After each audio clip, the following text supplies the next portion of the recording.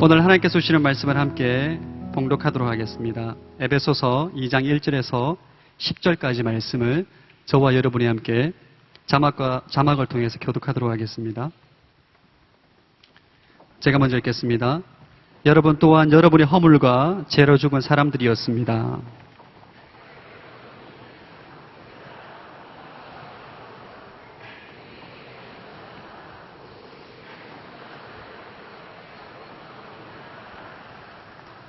그때는 우리도 다 그들 가운데 속해 육체와 마음이 원하는 것들을 행하며 육체의 욕망대로 살았습니다.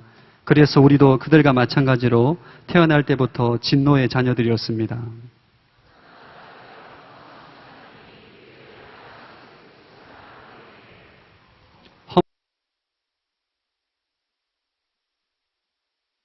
이셨습니다. 허물로 죽은 우리를 그리스도와 함께 살리셨습니다. 여러분은 은혜로 구원을 받은 것입니다.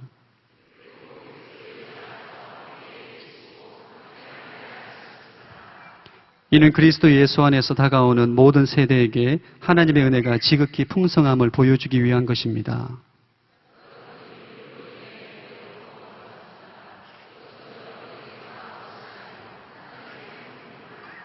행위에서 난 것이 아니니 아무도 자랑하지 못하게 하려는 것입니다. 함께 읽겠습니다. 우리는 하나님께서 미리 예비하신 선한 일들을 위해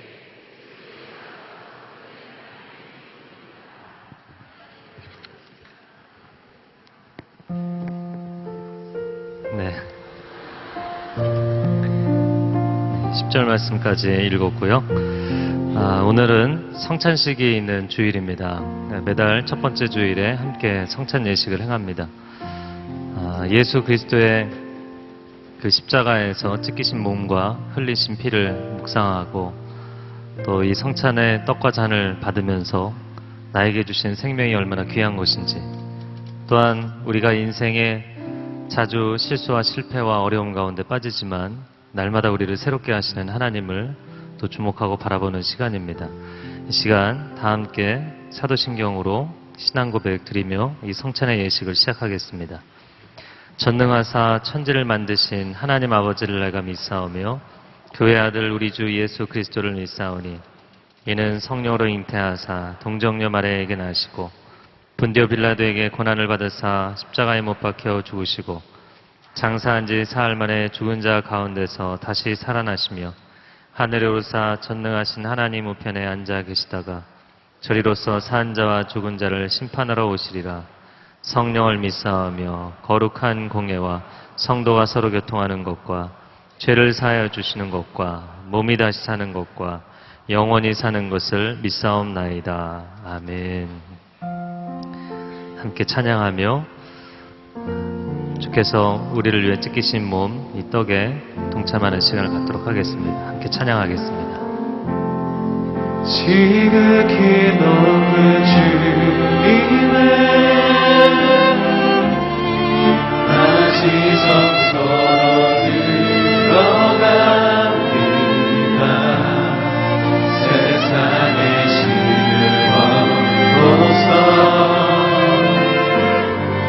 주보좌 앞에 엎드리리. 내 주를 향한 사랑과 그 신뢰가 산을 넘어갈 때 하늘로부터 이곳에 장막이 덮이네.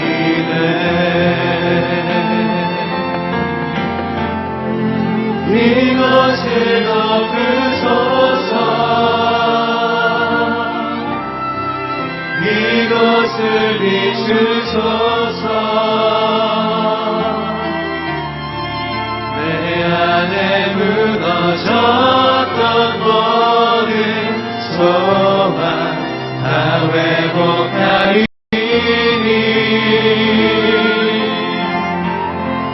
이것을 지나소서.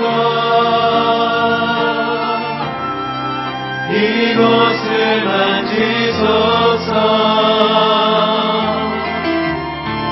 내 안에 죽어가는 모든 예배 다 살아나리라. 이것을 덮으소서. 이것을 덮으소서. 이것을 비추소서. 내 안에 무너졌던 모든 소망 다 회복하리니. 이것을 지나소서. 이것을 만지소서. 내 안에 죽어가는 모든 예배 다 살아나리라. 내가 여러분에게 전한 것은 주께 받은 것입니다. 곧 주 예수께서는 잡히시던 밤에 빵을 들어 감사하시고 떼시며 말씀하셨습니다. 이것은 너희를 위해 주는 내 몸이니 이 예를 행해 나를 기념하라. 사랑하는 주님, 우리는 우리 인생의 실수와 실패에 대해서 더 많이 기억하고 주께서 우리를 위해서 흘리신 그 피와 주께서 우리를 위해 치르신 그 희생에 대해서는 잘 기억하지 못하고 살아갑니다. 이 떡을 뗄 때마다 나를 기억하라 말씀하십니다. 주의 십자가를 바라볼 때마다 주께서 내 인생에 허락하여 주신 생명의 능력을 기억하게 하여 주옵소서.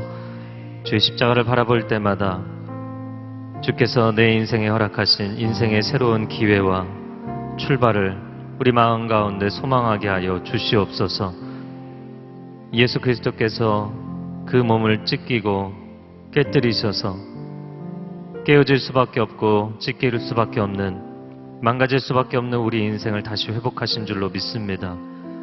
이 시간 이 자리에 자신의 인생의 실수와 실패로 인하여 돌이킬 수 없다 생각하고 절망한 사람들, 포기하고 싶어하는 사람들 다시 살아나게 하여 주옵소서. 이 떡에 동참하는 사람들마다 생명을 주시기까지 우리의 인생에 두 번째 기회를 주기 원하셨던 주님의 마음을 우리가 온전히 품고 다시 일어서는 역사가 있게 하여 주옵소서. 예수 그리스도의 이름으로 기도합니다. 아멘. 떡을 깨어 동참하시기 바랍니다.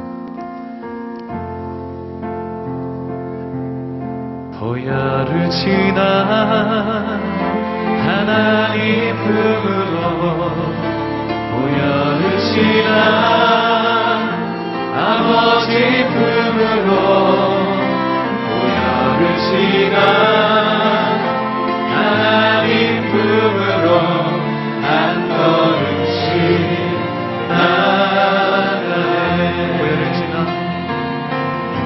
보혈을 지나 하나님 품으로, 보혈을 지나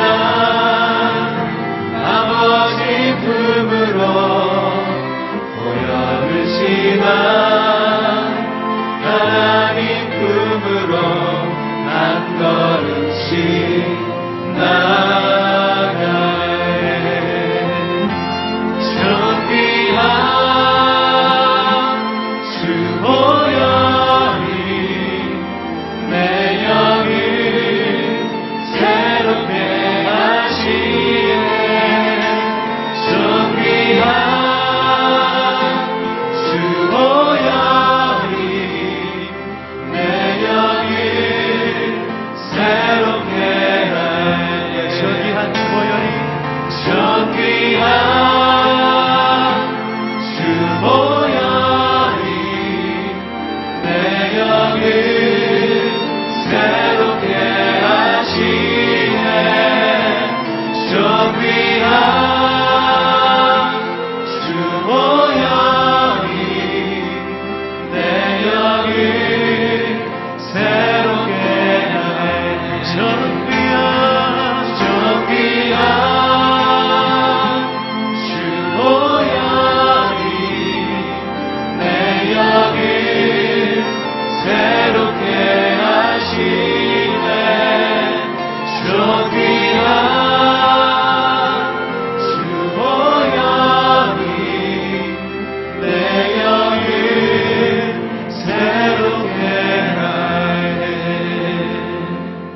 같이 식사 후에 또한 잔을 들고 말씀하셨습니다. 이 잔은 내 피로 세운 새 언약이니 이 예를 행해 마실 때마다 나를 기념하라. 그러므로 여러분은 이 빵을 먹고 이 잔을 마실 때마다 주가 오실 때까지 그분의 죽으심을 선포하는 것입니다. 이제 나는 죽고 내 안에 그리스도께서 사시게 된 것은 내가 죽어야 할 때 내가 죽지 아니하고 주께서 나를 대신 죽으심 때문입니다. 주께서 죽으심을 이 떡을 떼고 이 잔을 나눌 때마다 전파하라고 말씀하십니다. 내가 살게 된 것은 예수 그리스도의 십자가로 인한 것임을 선포합니다. 내가 다시 인생을 승리 가운데 소망 가운데 시작할 수 있는 것은 예수 그리스도께서 십자가에서 나를 위해 그 고귀한 생명을 아낌없이 쏟아 부으셨기 때문입니다. 이것을 믿음으로 선포하는 사람들마다 영적인 승리가 있게 하여 주시옵소서. 그리스도의 보혈로 우리를 머리끝부터 발끝까지 온전히 덮어주사 정결케 하여 주시고 어두운 생각과 어두운 가치관과 어두운 감정이 떠나가게 하여 주시옵소서. 우울증과 불면증과 불안증이 우리 가운데 씻겨지게 하여 주시옵소서. 자기 자신을 소중하게 생각하지 아니하고 자기 자신을 존귀 여기지 아니하는 모든 거짓된 생각들도 온전히 씻겨지게 하여 주시옵소서. 하나님의 아들의 생명값으로 우리를 살리셨사오니 존귀한 하나님의 형상으로 우리를 다시 회복하신 줄로 믿습니다. 그것을 믿고 이 잔을 받는 사람들마다 승리가 그들의 삶 가운데 있게 하여 주옵소서. 예수님의 이름으로 기도합니다. 아멘. 잔을 들어 동참하시기 바랍니다.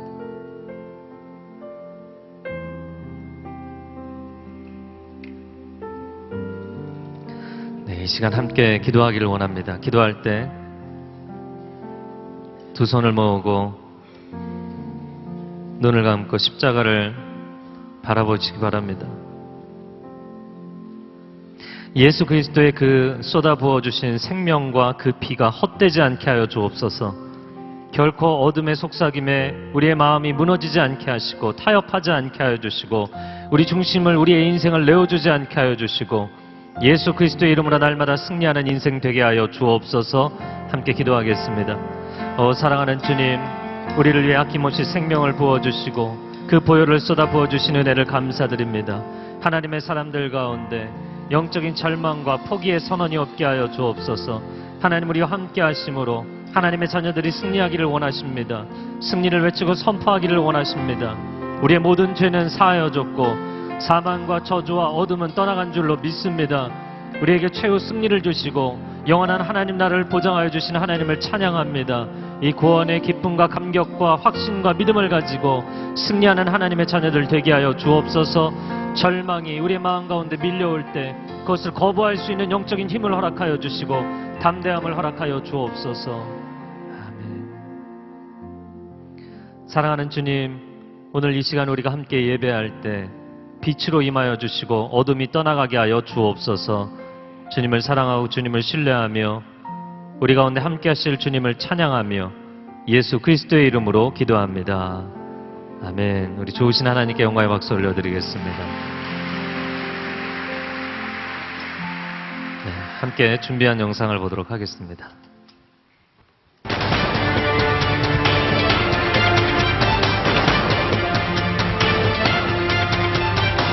소마리아 20여 명 중 유럽 20도에 이르는 흔한 나이다. 거대한 해일이 마을을 거센 물살이 마을을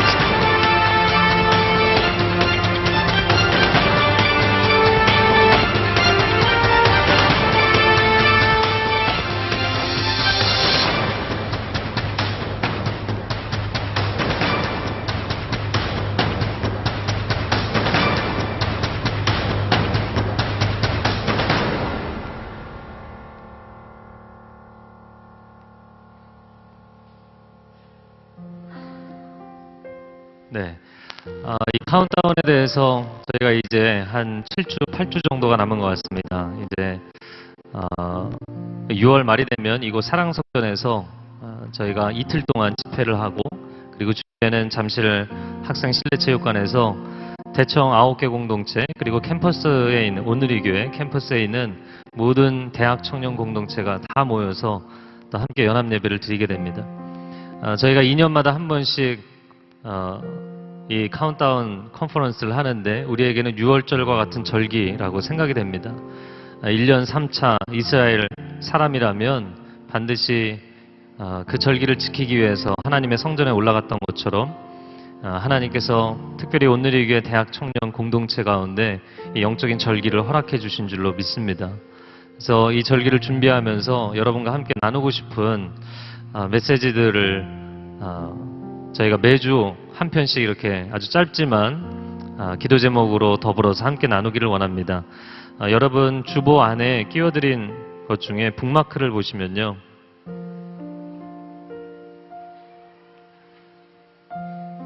전 지구적인 기후 변화에 대해서 우리가 함께 영상으로 보았는데 말씀에 기록된 대로 마태복음 24장 7절과 8절에 보면 곳곳에 지진과 기근이 있으리니 자연의 변화, 기후의 변화를 이야기합니다. 이 모든 것은 재난의 시작이라 지금은 카운트다운 시대입니다 라는 가운데 노란색 글이 있어요. 지금은 카운트다운 시대입니다부터 그 밑에 녹색 성장과 쭉 나온 글을 한번 같이 읽어봤으면 좋겠습니다. 시작. 지금은 카운트다운 시대입니다. 녹색 성장과 생태계 유지도 중요하지만 아직 지구가 살아있을 때 사람들이 천국을 선택해야 합니다. 아직 지구가 살아있을 때 복음을 전해야 합니다. 아직 지구가 살아있을 때 전심으로 예배해야 합니다. 왜 지금을 카운트다운 시대라고 이야기하고 이 카운트다운 컨퍼런스를 시작하게 되었는가? 그것은 역사의 마지막 시즌을 우리가 보내고 있다는 생각 때문입니다. 물론 여러 가지 사인들 중에 한 가지는 전지구적인 기후변화라고 생각이 됩니다. 남극의 해빙에 대해서 우리가 영상으로 고속 촬영으로 보았는데요. 굉장히 빠른 속도로 녹아가고 있잖아요. 남극 대륙의 동부 빙하가 매년 녹아내려가고 있는데 무려 어느 만큼이 녹는 줄 아세요? 물론 여러분 검색하면 다 나오겠지만 매년 무려 570억 톤이 녹고 있어요. 전혀 안 놀라시네요. 어마어마한 수치입니다. 동부 쪽이 아니라 서부 쪽 빙하는 1350톤이 매년 녹고 있어요. 근데 그 정도는 큰 문제가 아니라 동부 쪽 빙하가 다 녹아 내려가면 이 남극 대륙의 서부 쪽 빙하와 그린란드 빙하가 양쪽이 녹으면 해수면이 한 6m에서 7m 상승한다고 되어 있습니다. 그런데 남극 대륙의 동부 쪽 빙하가 다 녹아내리면 무려 6, 70m가 상승하게 되어 있어요. 전 세계의 거의 대도시들은 다 잠기게 되어 있어요. 세상은 굉장히 빠른 속도로 변해가고 있습니다. 사람들은 이 지구가 숨을 몰아쉬고 있다는 걸 못 느끼고 있어요. 우리가 하이브리드를 이야기하고 생태 환경을 유지를 이야기하고 녹색 성장을 이야기하는 건 물론 중요합니다. 그러나 세상에 시작된 모든 것이 반드시 끝나는 날이 올 거라는 것을 기억하고 있어야 돼요. 여러분 세상에 존재하는 모든 것들은 다 유효기간이 있어요. 제가 오늘은 특별히 핸드폰을 가지고 올라왔는데요. 핸드폰도 아무리 이게 좋은 기기를 할지라도 수명이 있어요. 이 튼튼해 보이는 건물도 몇백 년이 지나면 수명이 있어요. 그런데 이런 세상 안에 존재하는 것들의 유효기간을 넘어서서 거시적인 차원에서 보면 이 지구 자체가 수명이 있어요. 유효기간이 있어요. 언젠가는 내일이 당연하게 오지 않는 오늘로 끝나는 날이 오게 될 거라는 거예요. 그것이 성경이 이야기하는 것입니다. 세상의 역사관과 성경의 역사관이 다른 것은 성경은 직선적 역사관을 이야기합니다. 시작한 모든 것은 끝나게 되어 있습니다. 세상에 존재하는 모든 것, 물질 세계는 반드시 유효기간이 있어요. 그래서 오늘 그 카운트다운 시대에 대해서 첫 번째 나누고자 하는 것은 아직 우리에게 시간이 주어졌을 때 이 땅에서 우리가 내릴 수 있는 가장 중요한 선택은 천국입니다. 내일이 더 이상 오지 않는 오늘 이 마지막일지라도 그 인생 가운데 소망을 이야기할 수 있는 것은 오늘 여기서 끝날지라도 우리 인생의 희망은 하나님 나라 가운데 있는 줄로 믿습니다. 천국은 우리에게 더 이상 먼 나라의 이야기가 아닙니다. 어느 날 갑자기 마지막 날이 올지라도 우리에게 희망의 노래를 부를 수 있는 근거는 하나님 나라에 대한 소망입니다. 우리가 이 카운트다운 컨퍼런스를 준비하면서 두 가지 중요한 밸류, 두 가지 중요한 가치를 이야기하는 것은 예배와 선교입니다. 마지막 시대가 될수록 끝까지 붙잡아야 될 다 나머지 풍랑에 있는 바다 한가운데서 배에서 만약에 짐을 버려야 된다면 비본질적인 거 다 내버리고 마지막까지 남겨둬야 할 두 가지가 있는데 그것은 예배와 선교입니다. 우리가 이 땅을 떠나서 하나님 나라에 들어갈지라도 우리는 영원히 예배할 것이기 때문입니다. 우리는 영원한 하나님의 예배자인 줄로 믿습니다. 또 한 가지 가치는 이 땅이 끝날지라도 그 나라에 가서 우리가 복음을 전하고 구원한 그 영혼들과 함께 영원히 하나님 나라에 거할 줄로 믿습니다. 이것이 우리가 고백하는 신앙입니다. 예배와 선교 이 두 가지 가치를 하나님 앞에 다시 한번 고백하는 자리입니다. 2년에 한 번 여호수아 청년부는 저희가 매년 하는 비상수련회도 이 카운트다운 컨퍼런스로 대체합니다. 저희가 비상수련회를 하고 또 아우니치 신청을 하고 함께 기도하고 여름 아우니치를 떠나는데요. 이 예배 선교 컨퍼런스를 하고 그리고 아우니치를 떠납니다. 여러분 기억해 주시고요. 또 여름에 하는 더원 전국 대학 청년 수련회도 올해는 하지 않습니다. 모두가 이 카운트다운이라는 중요한 절기에 함께 모이기를 원하기 때문입니다. 그래서 여러분 이 시간 함께 해주셨으면 하는 게 있는데요. 아마 비닐 커버 안에 명함 사이즈로 되어 있는 카운트다운 꺼내 보시면 전자파 방지 스티커가 있을 거예요. 제가 미리 붙여서 나왔는데요. 보이시나요? 동일하게 한번 붙였으면 좋겠는데 여러분 가운데 없는 분이 있으면 손을 들어서 표해 주시면 이것도 나눠주시나요? 네. 아니면 전자파 방지가 내 가족에게도 필요하다. 손을 드시는 분들이 있을지 모르겠는데 필요하신 분들은 손을 들어서 표해 주시면 여기 앞에도 많이 계실 거예요. 떼서 붙이시는데 이거 잘 어떻게 하는지 모르시는 분은 옆에 있는 분에게 물어보시기 바라고요. 저 잘 못해갖고 어제 좀 엉망으로 해서 떼내고 다시 붙였어요. 뒷면도 떼낼 수 있고 앞면도 떼낼 수 있더라고요. 근데 뒷면에 딱딱한 부분을 먼저 떼내셔서 여러분 핸드폰 여러분이 바라볼 때 우측 상단에 붙여주세요. 어디요? 우측 상단.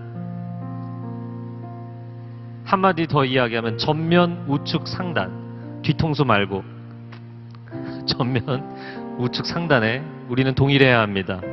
함께 가야 되기 때문에 전면 우측 상단에 예쁘게 붙여주시기 바랍니다.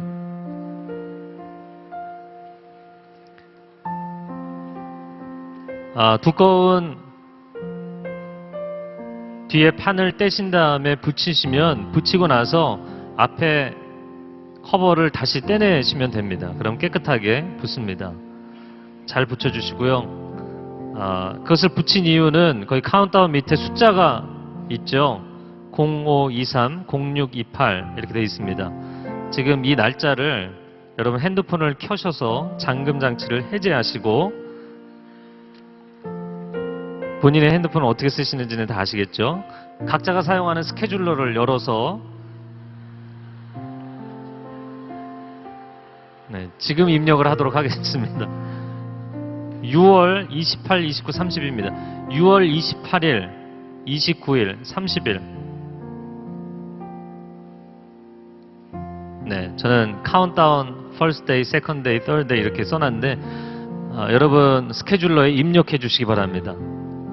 그날은 잊지 마시고 이 자리에 함께 모이시는 시간입니다. 6월 30일 주일에는 이곳에 예배가 없습니다. 토요일 서빙고 요셉 예배도 없습니다. 개별 공동체 예배는 전혀 없습니다. 전부 다 같이 정말 6월절 절기처럼 우리가 잠실에서 모입니다. 그리고 28일, 29일 양일에는 금요일과 토요일에는 이곳 사랑성전에서 모입니다.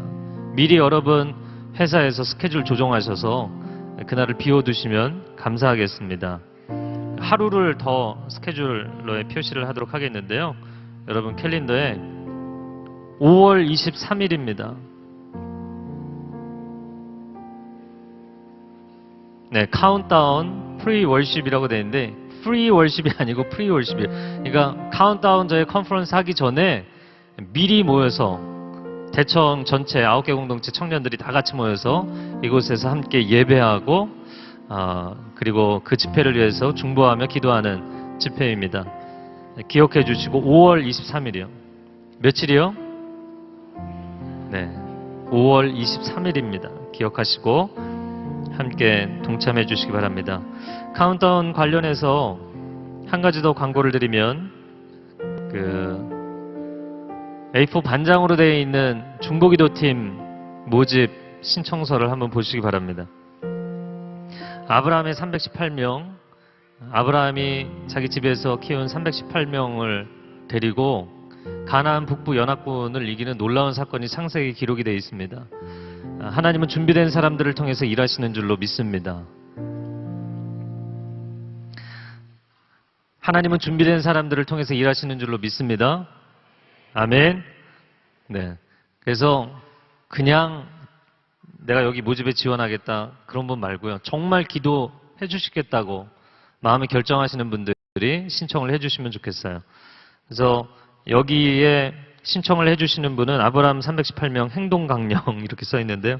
111 매일 밤 11시에 10분 동안 기도해 주시고 매주 한 끼 금식하며 기도해 주시고 카운트다운 중보기도회가 6월 5일, 10일, 19일 금요일 저녁인 것 같습니다. 금요일 저녁에 계속해서 양재 화평을 해서 기쁨을 해서 모임이 있습니다. 이 중보기도회에 함께 참여해 주실 분들 신청을 받습니다. 만약에 신청서가 지금 필요하신 분은 손을 들어서 표해 주시고요. 제일 하단에 신청서를 뜯어 주시기 바랍니다. 지원 안 하실 분들도 뜯어 주시기 바랍니다. 어차피 이거 오늘 한 번 쓰면 끝이에요. 그리고 여러분 가운데 지속적으로 꾸준히 내가 기도하겠습니다. 그런 분들은 거기 이름, 핸드폰, 공동체 이메일, 본인 신상을 기록해 주시기 바랍니다.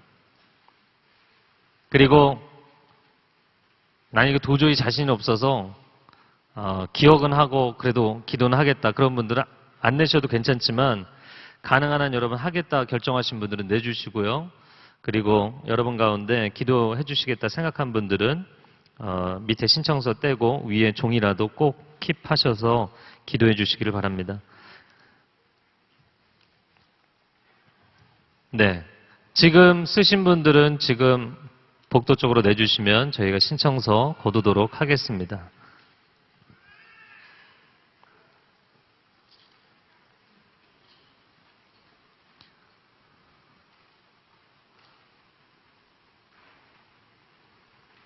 네, 쓰신 분들은 내주시면 저희가 계속해서 전체 행사를 진행하면서 기도하는 제목들 또 그때그때 중요하게 준비하면서 생기는 어려움들 해결해야 될 문제들 함께 중보기도 제목을 여러분 이메일로 나눠드리고 또 공지할 부분들을 문자로 드리고 함께 기도하도록 하겠습니다. 그래서 꼭 기도해 주실 분들 함께 해주시면 감사하겠습니다.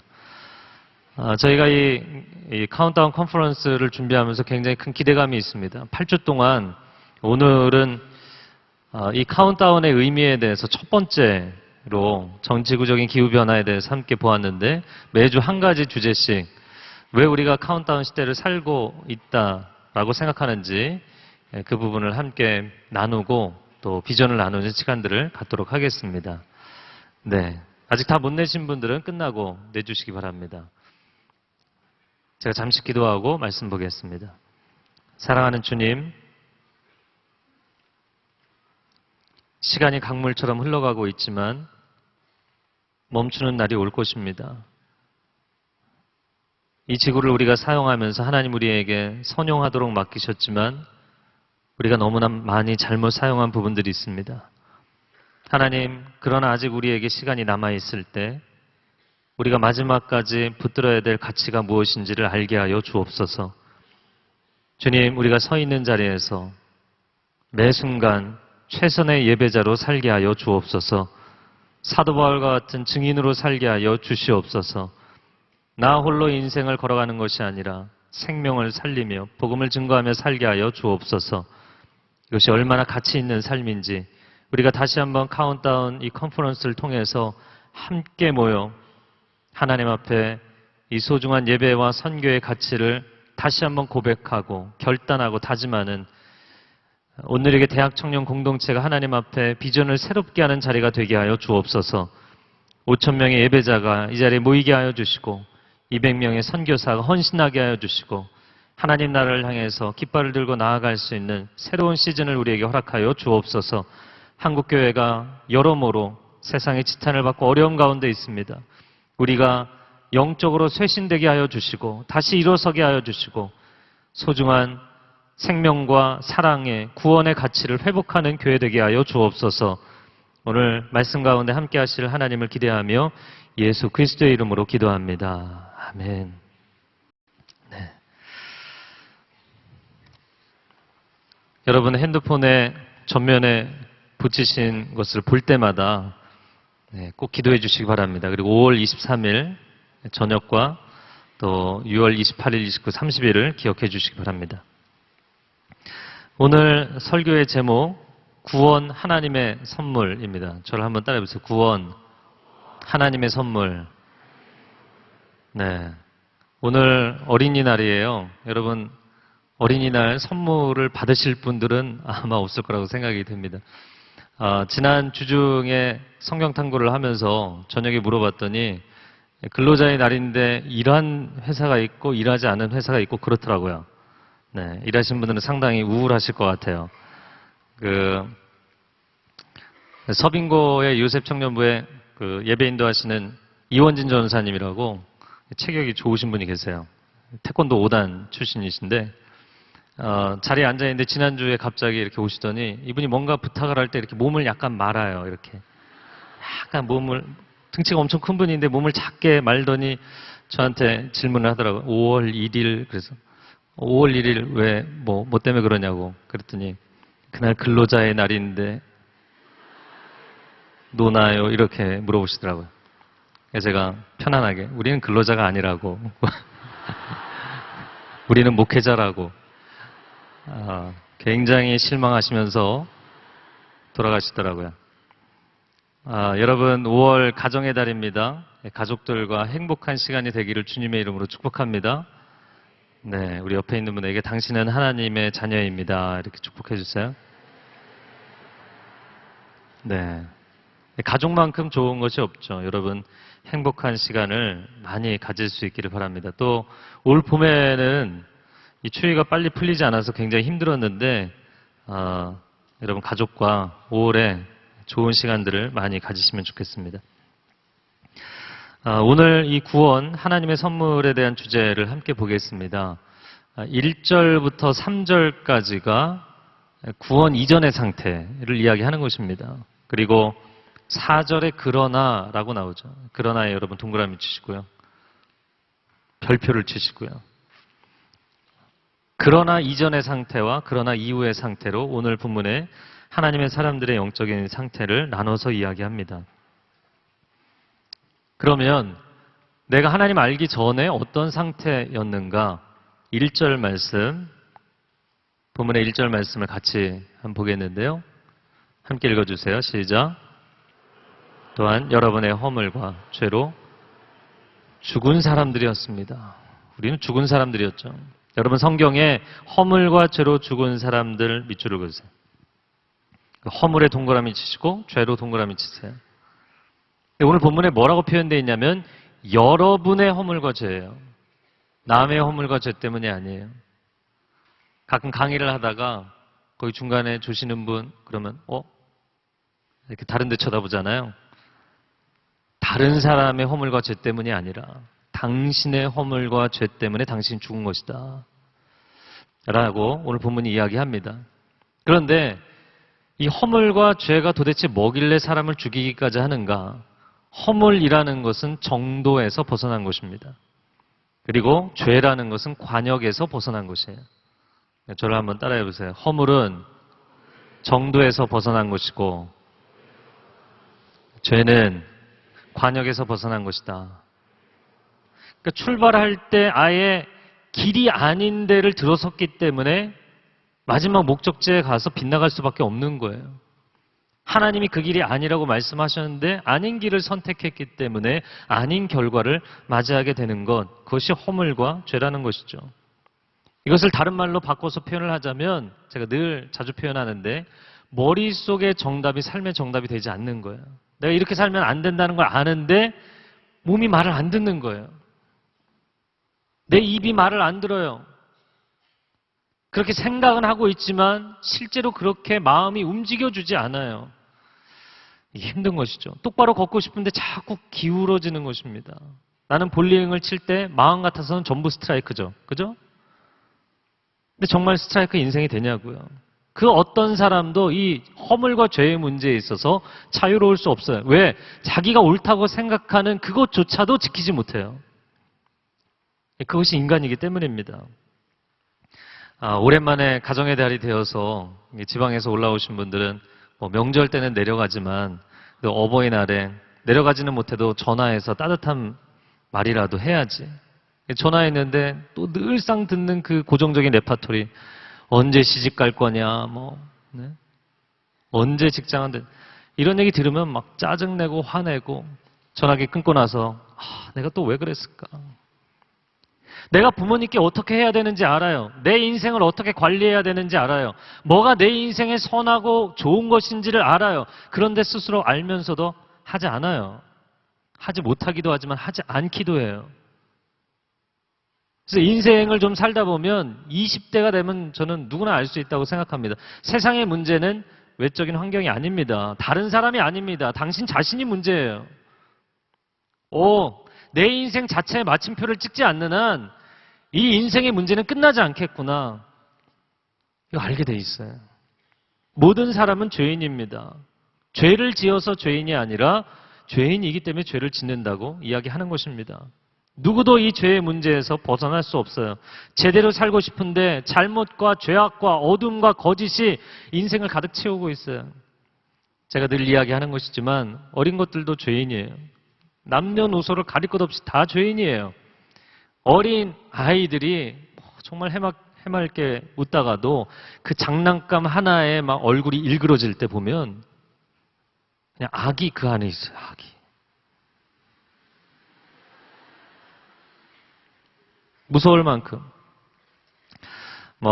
제가 저희 집 이야기를 해도 저희 집에 가서 얘기하지 마세요. 너가 그렇다면서 이런 얘기 하지 마세요. 굉장히 애들 스트레스 받습니다. 저희 큰아들은 평화주의자입니다. 그래서 갈등이 일어나는 걸 싫어해요. 영화에서 갈등을 예고하는 음악만 나와도 얘는 벌써 불안해. 너무 고통스러워하기 때문에 태권도 이런 거 배우기 싫어요. 그래서 제가 그런 걸 좀 가르쳐야 되겠어서 억지로 할 수는 없고 관장님이 막 즐겁게 해주셔갖고 한 1년 반 다녔어요.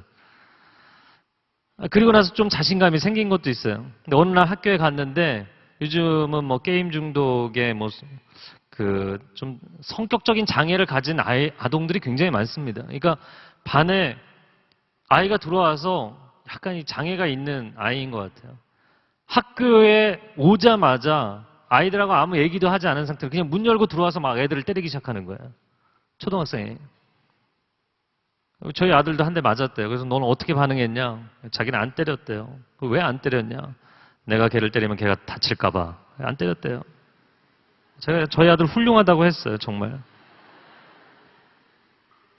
얘는 그 이상의 갈등이 생기는 걸 싫어합니다. 그리고 친구들이 교회에서나 학교에서나 이렇게 은근히 왕따를 시키거든요. 왕따, 은따 뭐. 근데 얘는 절대 자기 친구들이 해도 그거를 참여하지 않아요. 아빠로 맹신하고 있다 생각하실지 모르겠지만 제가 볼 때 그래요. 그런데 제가 어린 것들도 죄인이라고 이야기하는 것은 아무도 안 때리는데 자기 동생만 때려요.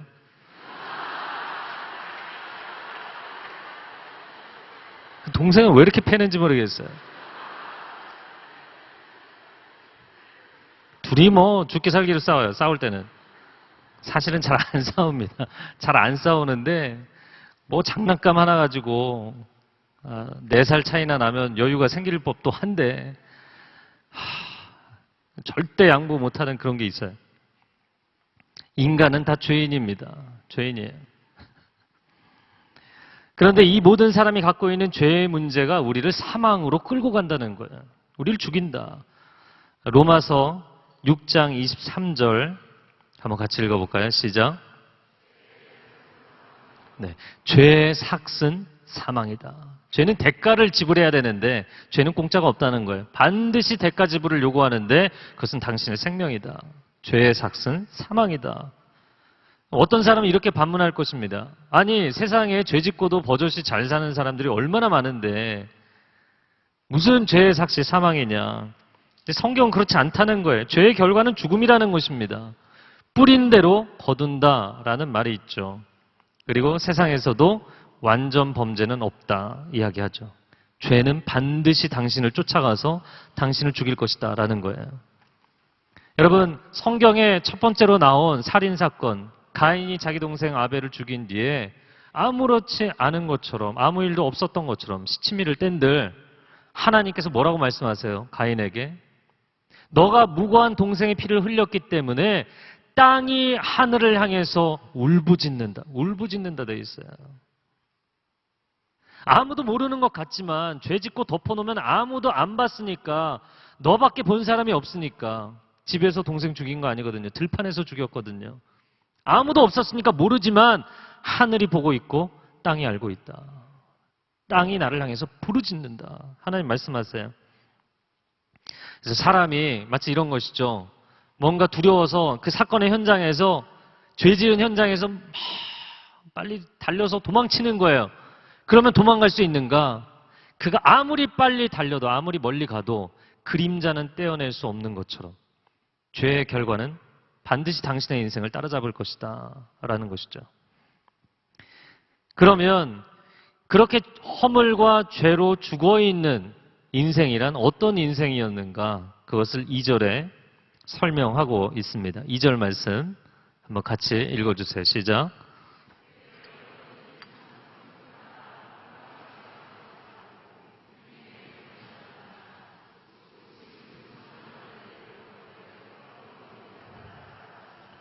네, 그때 여러분은 이 세상 풍속을 따라 살았다. 이 세상 풍속을 따라 밑줄을 그으시고요. 1번, 허물과 죄 가운데 살았다. 2번, 공중의 권세 잡은 자 그 영을 따라 살았다. 3번입니다. 허물과 죄로 죽어있던 인생, 하나님을 알지 못하고 살았던 그때의 인생은 세상 풍속을 따라 사는 인생입니다. 저는 딱 이 표현 그대로라고 생각이 됩니다. 하나님을 모를 때이기 때문에, 하나님 없으니까 그냥 세상 트렌드대로 사는 거예요. 세상 풍속대로 사는 것이죠. 그러면 우리가 세상 한가운데 살아가는데 세상의 문화와 풍속을 어떻게 완전히 외면하고 살 수는 없지 않느냐라는 것이죠. 근데 성경이 뭐라고 이야기를 하냐면 로마서 12장 2절에 한번 같이 읽어볼까요? 시작. 오직 마음을 새롭게 함으로 변화를 받아. 너희는 이 세대를, 아니 그 세대에 살고 있는데 그 세대를 본받지 말고 오직 마음을 새롭게 함으로 변화를 받아. 이 변화는 트랜스폼이에요. 트랜스폼. 그러니까 완전한 변화를 이야기하는 것입니다.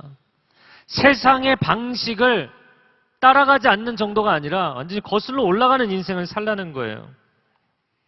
그럼 왜 그렇게 이야기를 하는가? 그것은 2절에 나오는 두 번째, 허물과 죄 가운데 살고 있기 때문이다 라는 거예요. 저는 이 표현이 쭉 읽다가 딱 걸리더라고요. 왜냐하면 1절에 나온 표현과 상당히 유사한데 정반대이기 때문이에요. 1절에 뭐라고 이야기했습니까? 허물과 죄로 죽었다고 했잖아요. 죽었는데 2절에 보니까 살아있어. 공포영화죠. 죽어있는데 살아서 돌아다녀요. 이게 무슨 얘기입니까? 육신의 죽음을 이야기하는 것이 아니라 영적인 죽음을 이야기하는 거예요. 여러분, 때로는 인생을 살다가 영적인 문제까지 가지 않아도 자기 감정이 지금 죽었어. 상사에게 너무나 심한 말을 들어서 인격 모독 발언을 듣고서 마음이 죽었어요. 근데 일은 해야 돼. 껍데기는 거기 책상에 앉아 있어야 되는 거지. 영이 죽어 있는데 육신은 살아 있는 거예요. 그리고 내가 육신이 살아있기 때문에 내가 영이 죽었다는 것을 감지하지 못하고 내가 마치 살아있는 것처럼 착각하며 지내는 거예요. 그게 문제라는 것입니다. 난 지금 죽어 있는 건데 살아있다고 생각하기 때문에 문제인 거예요. 제가 지금 이야기하는 분을 누군지 알려고 하지 마세요. 아시는 분도 계시겠지만 아는 분들은 침묵하세요. 제가 친한 목사님이신데 이분이 몇 년 전에 스토커가 있었어요. 정말 낮이고 밤이고 새벽이고 전화를 하시더라고요. 2시간, 3시간, 4시간 전화를 안 받으면 나 죽겠다. 죽겠다고 위협을 하니까 목사가 사람을 죽일 수는 없잖아요. 그렇다고 그렇게 전화하지 마세요. 근데 그렇게 전화를 해서 새벽에도 전화를 해서 전화번호를 바꿨어요. 바꿨더니 사모님께 전화를. 지방에서 세미나를 하는데 그 지방이 한두 시간 거리가 아니라 서너 시간 걸리는 아주 먼 지방에서 세미나를 하는데 세미나 2시간 전에 한가운데 앉아 있는 거예요. 와, 막 소름이 끼쳐요. 그러더니 급기야 어느 날 보니까 저희가 두란노에서 같이 사역을 했었는데 두란노 반포대교 북단에 보면 박림빌딩이 있습니다. 빛과 소금 이렇게 써 있어요. 어떤 분들은 또 왜 성경 순서가 소금과 빛인데 빛과 소금이냐 이런 거 하고 따지시는 분들이 있어요. 그냥 편안하게 사세요. 빛과 소금. 근데 빛과 소금이라고 걸려있는 건물이 있습니다. 근데 그 두란노 건물인데 어느 날 두란노 직원으로 들어와 있는 거예요. 점점 거리를 좁혀오는 거죠. 그러니까 이분이 멀쩡해요. 인터뷰하고 자기 업무하고 아무 문제가 없어요. 단 한 가지 의존증이에요. 중독의 증상 중에 하나죠. 코디펜던스라고 하는 것인데 정서적으로 누구에게 디펜딩하면 의지하면 그 사람을 다 빨아먹어서 그 사람의 에너지가 완전히 고갈될 때까지 가야 돼. 정서적인 의존증이라는 중독 증상에 빠져 있는 사람들 있습니다. 종종. 건강한 인간관계 자체가 불가능하죠. 그러니까 겉으로 볼 때 멀쩡한데 속이 죽어 있는 거예요. 내가 지금 속이 죽어 있는데 멀쩡한 척하고 살아야 되는 거예요. 이런 이중적인 상태가 얼마나 고통스러운 상태입니까? 근데 이 고통과 통증을 나중에는 느끼지도 못하고 그냥 이러고 인생 사는 거지. 게임하고 술 좀 마시고 그냥 소리 몇 번 지르고 그러고 나면 다시 또 그냥 일하고 그냥 그러고 사는 거지. 그리고 세상에 수많은 사람들이 그렇게 살고 있다는 거예요. 이 세상 풍속을 따라 세상의 방식은 무엇이냐면 허물과 죄 가운데 죽었는데 그냥 사는 거예요. 죽었으면 나를 살리실 수 있는 그분을 의지해야 되는데 찾아가야 되는데 찾아가지 않고 그냥 거기서 사는 거예요. 겉으로 볼 때는 그렇게 사는 것이지만 영적으로 진단을 해본다면 세 번째, 공중의 권세 잡은 자, 사단을 의미하는 것입니다. 사단을 의지해서 사는 것이다. 여러분, 제가 여러분에게 세상의 문화는 다 사단의 문화다라고 이야기하는 건 아닙니다. 온 세상을 창조하신 분은 한 분 하나님이신 줄로 믿습니다. 그리고 문화를 창조할 수 있는 창의력을 주신 분도 하나님이신 줄로 믿습니다. 우리는 문화를 새롭게 개혁하고 새로운 문화적 대안을 세상에 제시해야 될 사람들이에요. 그래서 그런 분야에서 일해야 될 귀한 사람들도 있습니다. 그러나 다만 제가 이야기하고 싶은 것은 무엇이냐면 겉으로는 문화적인데 내면적으로는 나를 영적으로 죽이는 것이라면, 물론 오늘 본문의 표현은 넌 크리스찬일 때의 컨디션을 이야기하는 것이지만 여러분이 크리스찬으로 살아가면서도 겉으로는 문화적인데 내적으로는 영적으로 나를 죽이고 있다. 그럼 거기서 멈추셔야 돼요. 스탑. 일단 멈추셔야 돼요.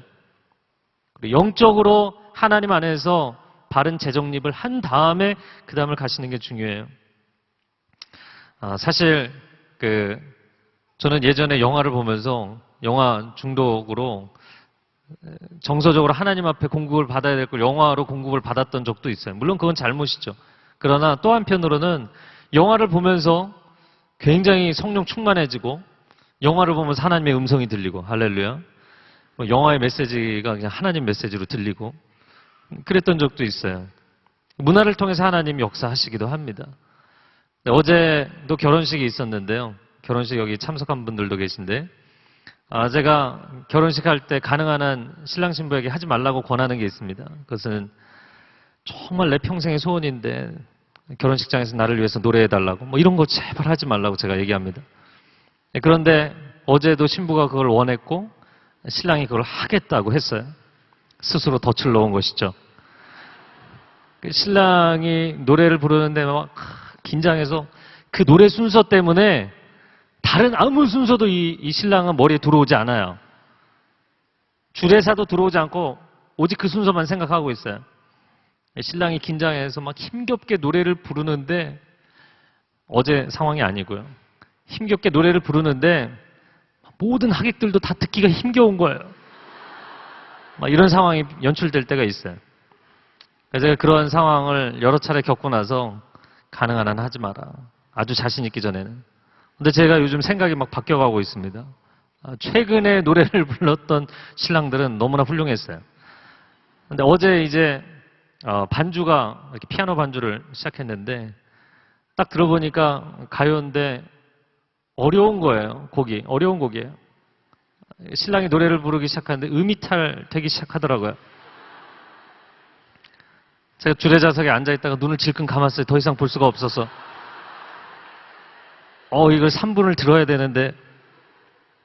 근데 뭐 조금 음이탈이 되긴 했지만 한 30초, 40초 흘러가는데 제가 눈을 떴어요.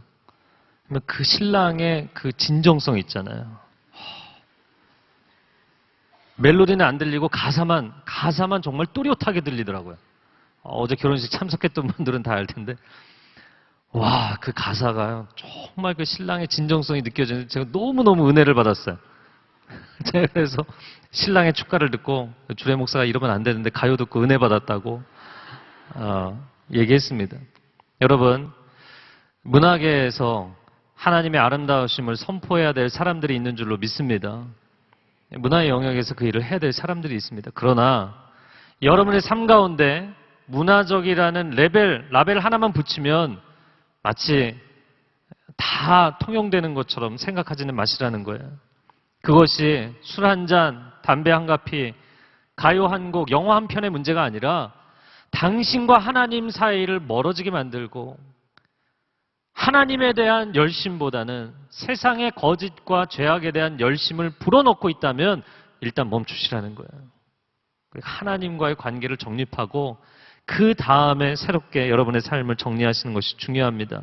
자, 그런데 오늘 본문의 3절은 그때 우리 하나님을 알지 못하던 때가 어떤 상황이었는가? 3절은 또 다르게 표현을 합니다. 함께 읽어주시기 바랍니다. 시작.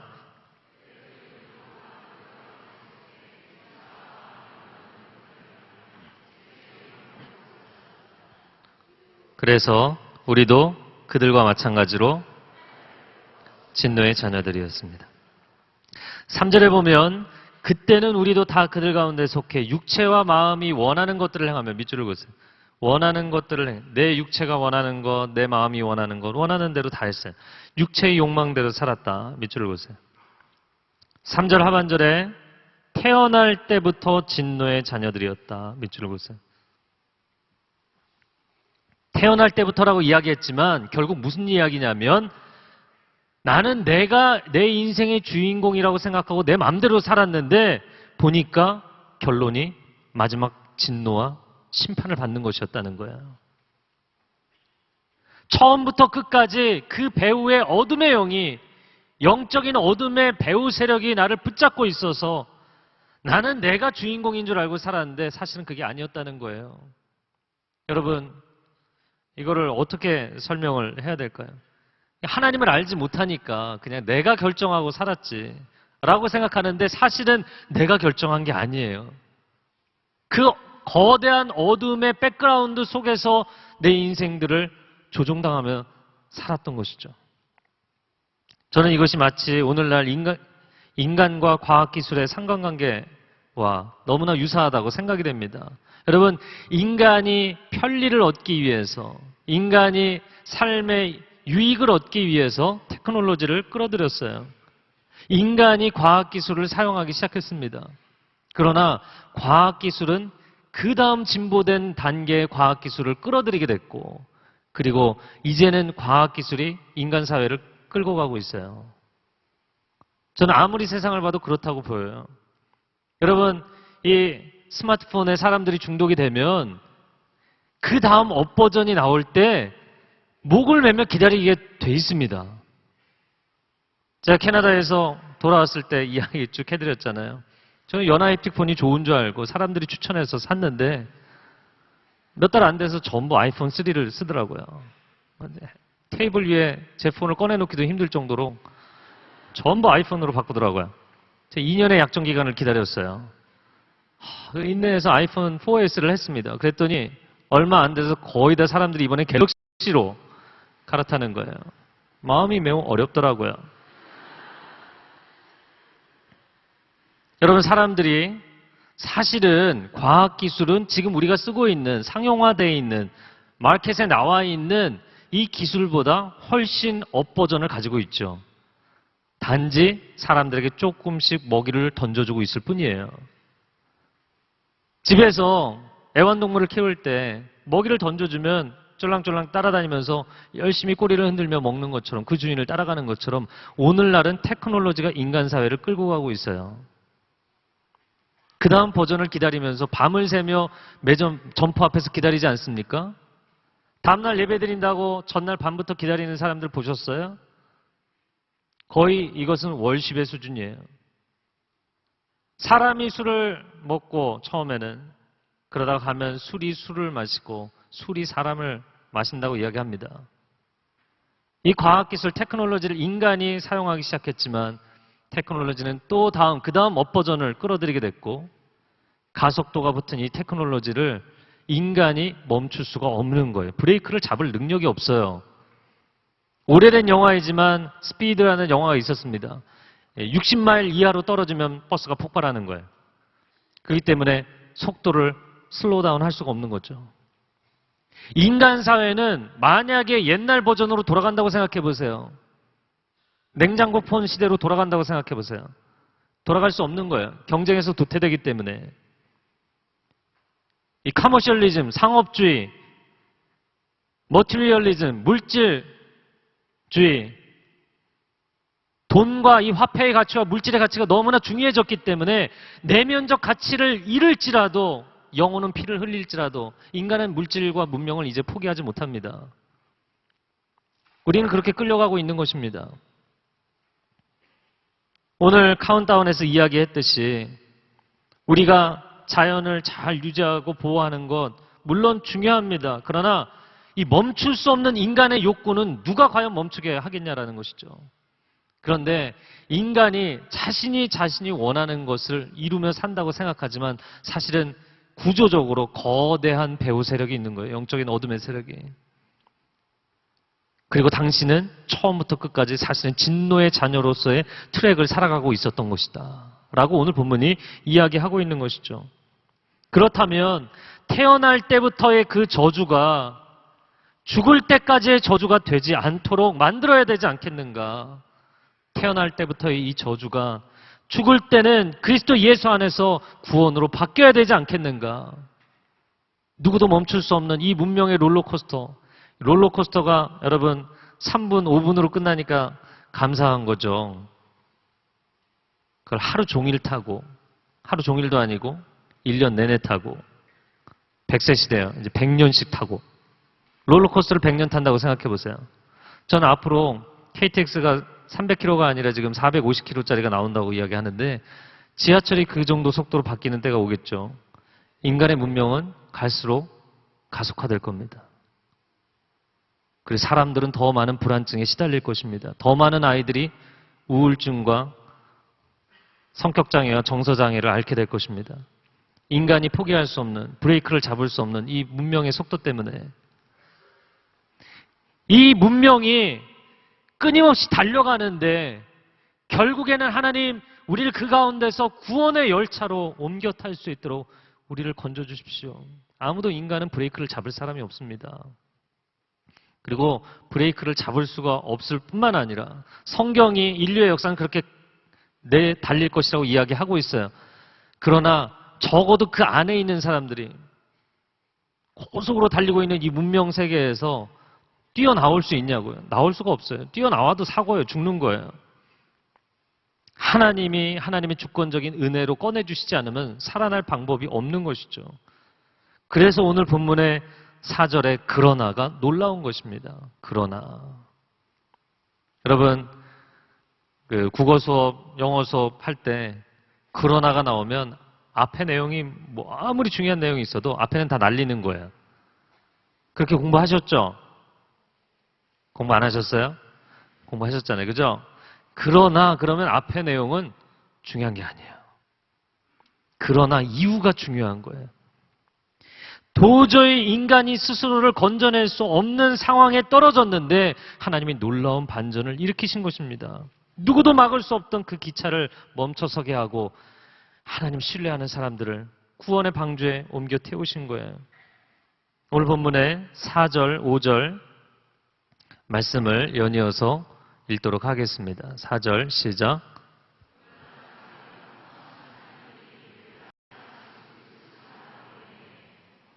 허물로 죽은 우리를 그리스도와 함께 살리셨습니다. 여러분은 은혜로 구원을 받은 거죠. 자비가 풍성하신 하나님 밑줄을 그으시고 자비의 동그라미 치시고요.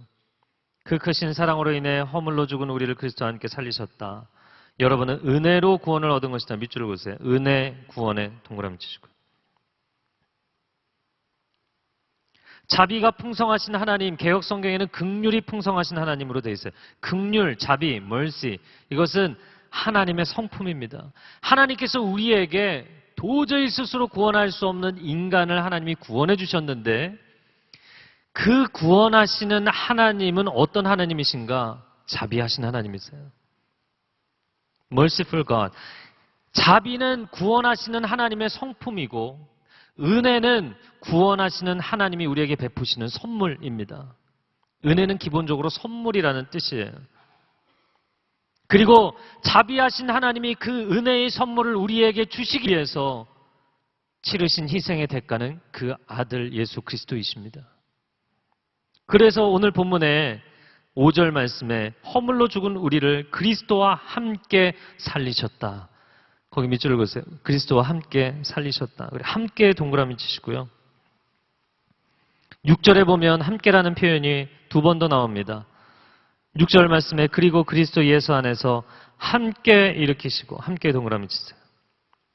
함께 하늘에 앉히셨다. 함께 동그라미 치세요.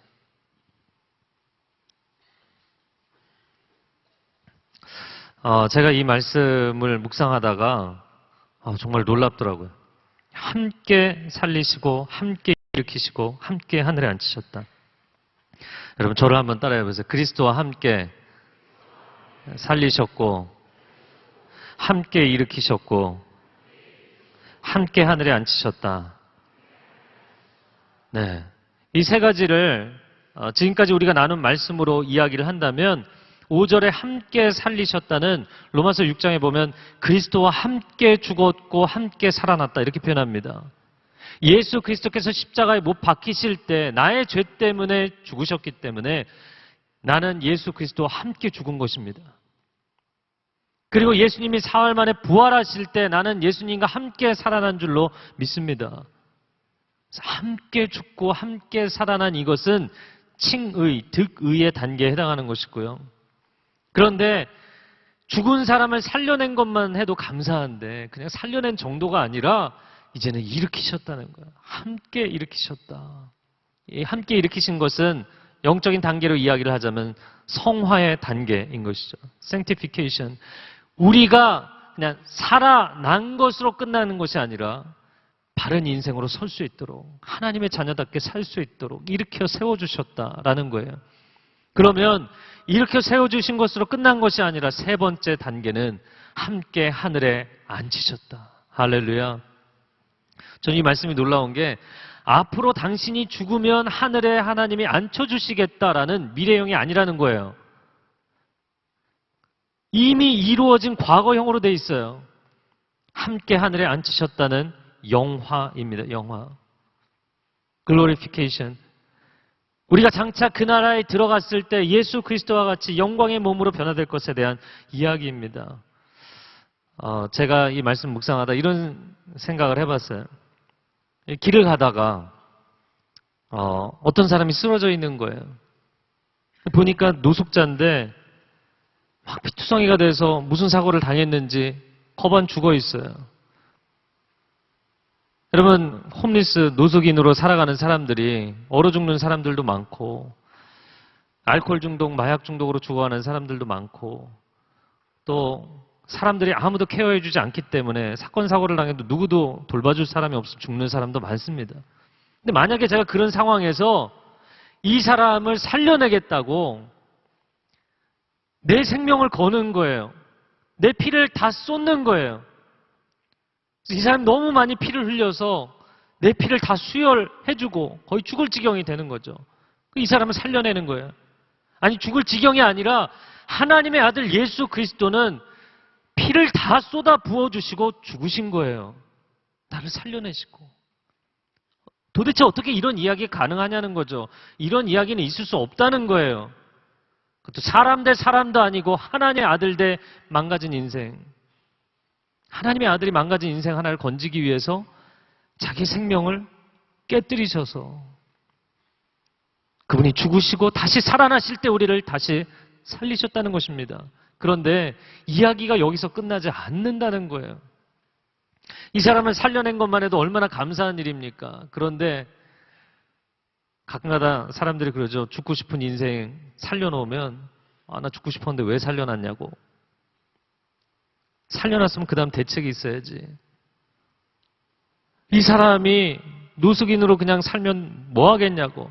스스로 건강한 정상인으로 살아갈 수 있도록, 자립할 수 있도록 나도 내 인생이 있는데 내 시간, 내 물질, 내 건강, 내 재능을 다 쏟아부어서 이 사람을 자립하게 만들어준 거예요. 함께 일으켜 세운 것입니다. 하나님의 자녀라는 타이틀만 있을 뿐이지 죄와 허물로 죽었던 내가 구원이라는 생명을 얻었을 뿐이지 아무것도 내 인생에 거룩의 능력이 없어요. 여러분, 아마 20년, 30년만 살아도 하나님 자녀라는 게 타이틀이지 거룩하게 산다는 게 이렇게 힘든 것인가? 우리 모두의 공통된 딜레마일 것입니다. 그런데 하나님께서 포기하지 않으시고 함께 일으켜 세우신다는 거예요. 그러면 내 인생이 일어나서 자립하여 살아갈 수 있도록 그렇게 세워주신 것만 감사한데 거기서 이야기가 끝나지 않고 세 번째 단계, 이 세 번째 단계 사실은 이해할 수 없는 표현입니다. 이 세 번째 단계는 뭐냐면 그 거반 죽었던 사람, 그 노숙인한테 이렇게 고백을 하는 거예요. 내가 당신과 영원히 함께 살고 싶다고. 당신과 함께 영원히 살고 싶다고. 내가 거처하는 저 하늘나라에 함께 가서 나와 영원히 살자는 거예요. 여러분, 노숙인들을 정상인으로 만드는 것도 굉장히 힘든 일이고요. 굉장히 힘든 일입니다. 정상적으로 살아가기가 굉장히 힘듭니다. 한번 중독에 빠진 사람은 중독을 벗어난다는 것 자체가 거의 불가능해요. 근데 그런 사람을 정상으로 만들어내서 노숙인이 회복된 노숙인들끼리 결혼해서도 살기가 어렵다고 이야기합니다.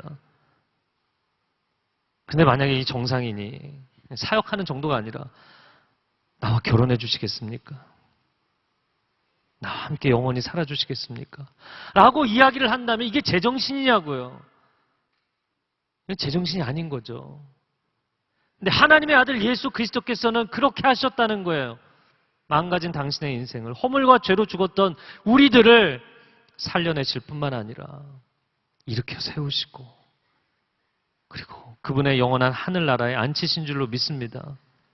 아무리 생각을 해보아도 하나님은 더러운 길거리에서 뒹굴던 우리의 인생을 아름다운 신부로 받아주신 거예요.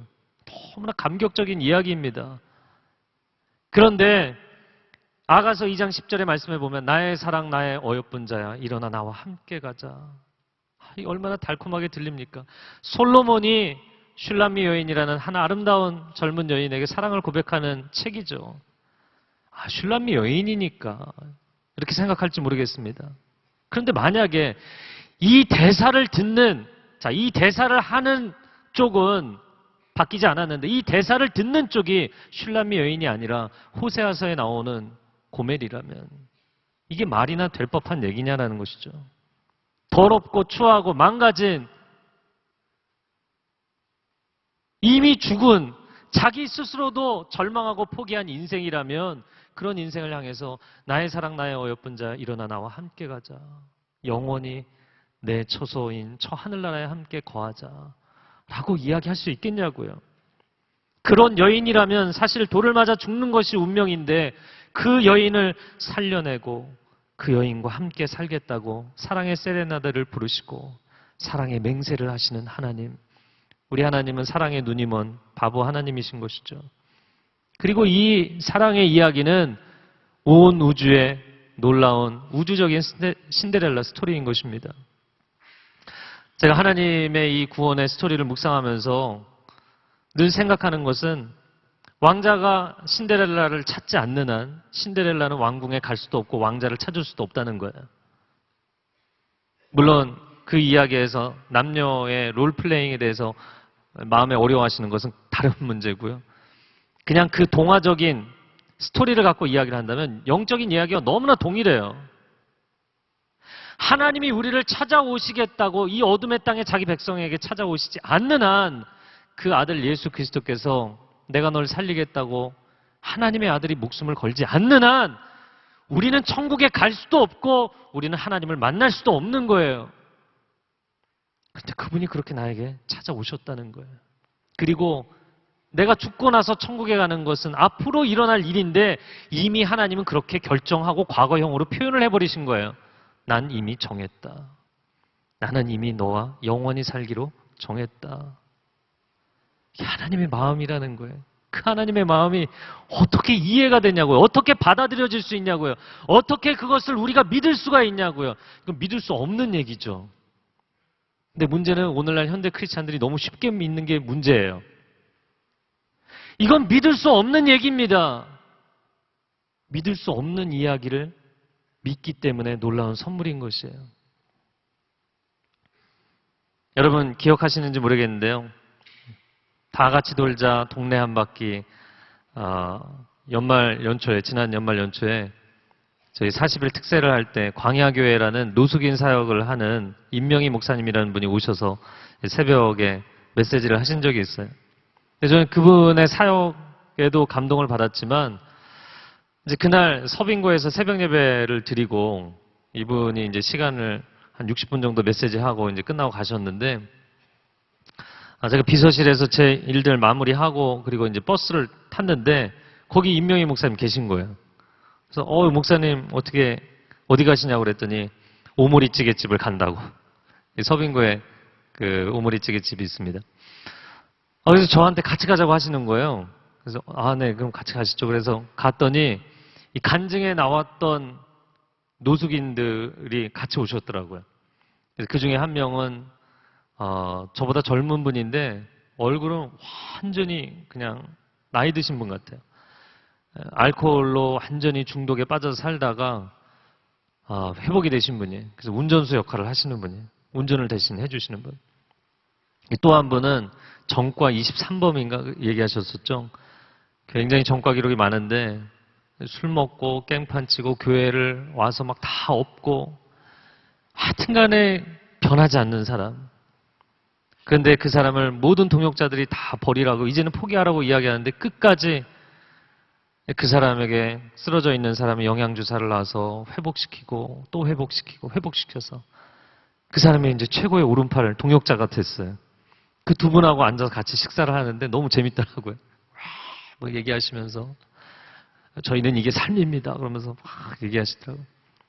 그래서 찌개를 먹고 이제 가는데 1월 달이었습니다. 1월 초였는데 추운 날 아침이었지만 제가 너무 감동을 받아서 집에까지 좀 길이 멀지만 걸어가야겠다. 이제 걸어가면서 좀 생각을 하려고. 근데 임명희 목사님 같이 그쪽 방향으로 가시더라고요. 봉고차를 타고 오셨는데 세 분이 봉고차를 좀 멀리에 주차를 하셨다고 같이 갔어요. 근데 이 운전하시는 분하고 그 오른팔 되시는 분하고 앞에 두 분이 앉아 계시더라고요. 그래서 저는 그냥 그 다음 상상이 머릿속으로 옆에 문을 봉고 옆문을 열고 타시겠구나 생각을 했어요. 앞에 자리가 없으니까. 근데 앞문을 딱 열더니 더 들어가라 그러더니 딱 옆에 타시더라고요. 그러면서 이 보조석 윈도우를 내리고 손을 흔들면서 씩 웃으시는데 저는 그때 그 목사님의 얼굴을 잊을 수가 없습니다. 완전히 이들과 한 가족이시구나. 세 분이 앞에 딱 붙어서 타고 가는데 그 추운 겨울에 너무너무 행복해 보이시는 거예요. 사역의 대상이 아니라 이미 그들을 한 가족으로 받아들이신 분이시더라고요. 여러분, 하나님이 당신을 동정에서 살려낸 거 아닙니다. 길 가다가 불쌍해서 생명 건져주고 이제 알아서 살라고 내버려둔 거 아닙니다. 당신을 살려내실 뿐만 아니라 당신을 일으키시고 영원한 그 나라에 함께 들어가기까지 하나님의 뜻은 이미 정해져 있는 줄로 믿습니다. 그것이 감사한 것이죠. 오늘 본문의 8절에 여러분은 믿음으로 인해 은혜로 구원받았습니다. 거기 밑줄을 그으세요. 믿음으로 인해 은혜로 구원받았다. 이것은 여러분에게서 나온 것이 아니요 하나님의 선물입니다. 하나님의 선물 밑줄을 그으세요. 구원은 하나님의 선물입니다. 인간이 스스로 얻을 수 없기 때문에 그분이 주신 선물. 그런데 이 구원이 가능하도록 만들어주는 믿음조차도 하나님의 선물입니다. 왜? 사실 믿을 수 없는 사건이거든요. 그런데 그것을 내가 하나님을 바라볼 때마다 하나님이 나에게 믿음을 주시는 거예요.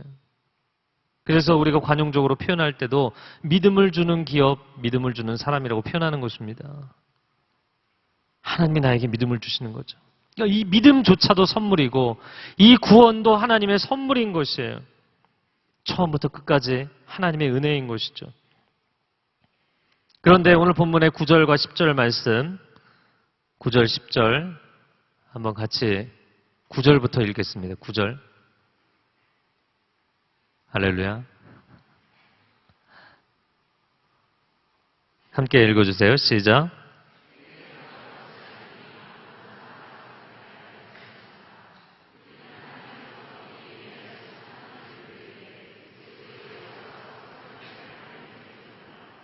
하나님께서는 우리가 선한 일들을 행하며 살기를 원하십니다.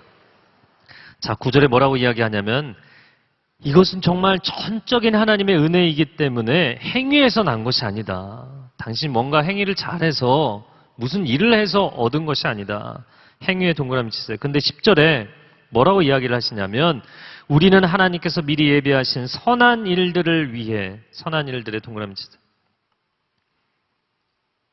선한 행위 때문에 구원받는 것은 아니지만 구원받은 당신은 선한 일을 행하게 돼 있다는 거예요. 예전에는 스스로 선한 일을 행할 능력이 없었어요. 그러나 구원받은 당신 안에 성령이 역사하시는 줄로 믿습니다. 은혜가 역사하는 줄로 믿습니다. 그래서 우리를 뭐라고 표현하냐면 우리는 그리스도 예수 안에서 창조된 하나님의 피조물입니다. 창조에 동그라미 치시고요. 하나님의 피조물에 동그라미 치세요. 제가 대학생 시절에 전철을 타고 다니면 항상 성경책을 꺼내서 읽었는데 하루는 집으로 돌아오는 길에 한 아저씨께서 학생 성경을 열심히 보는데 성경에 재창조라는 말이 있는 걸 아냐고. 이 사람이 이단 아닌가 제가 생각했어요. 이 재창조라는 말이 있다고. 근데 나중에 성경을 보면서 그때 그분의 말이 맞았다. 고린도후서 5장 17절 말씀 한번 읽어볼까요? 시작. 그런즉 누구든지 그리스도 안에 있으면 새로운 피조물이라. 보라 새 것이 되었도다.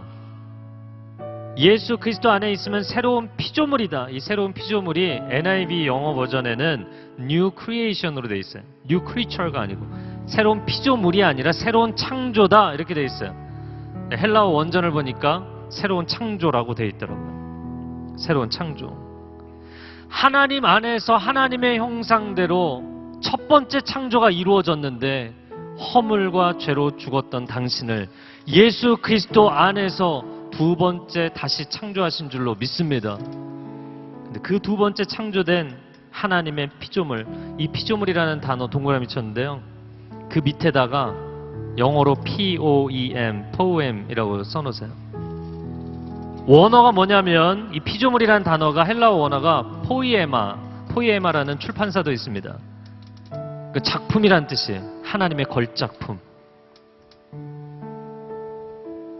하나님께서 완전히 망가졌던, 복구할 수 없었던 우리 인생을 놀라운 은혜로 구원하시고 회복하셔서 이제는 하나님의 아름다우심을 세상에 증거하고 선한 일을 위해서 예비된 그 선한 일들을 세상 가운데 행할 수 있는 존귀한 하나님의 작품으로 회복하신 줄로 믿습니다.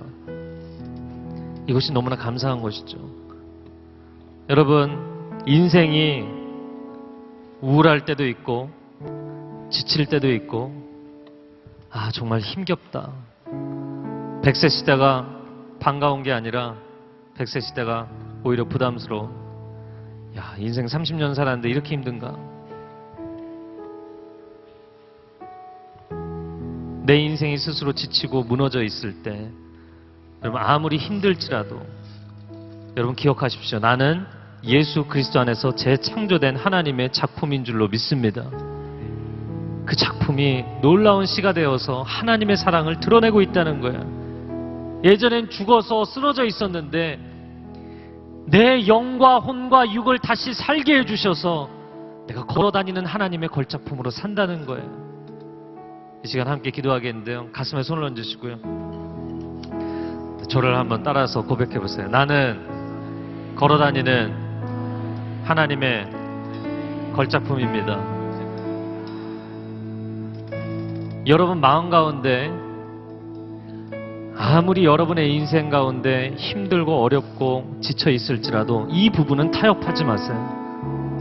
나는 존귀한 하나님의 자녀입니다. 죄 때문에 망가졌지만 그리스도 안에서 나를 회복하셨기 때문에 나는 저 천국문 앞에까지 포기하지 않을 것입니다.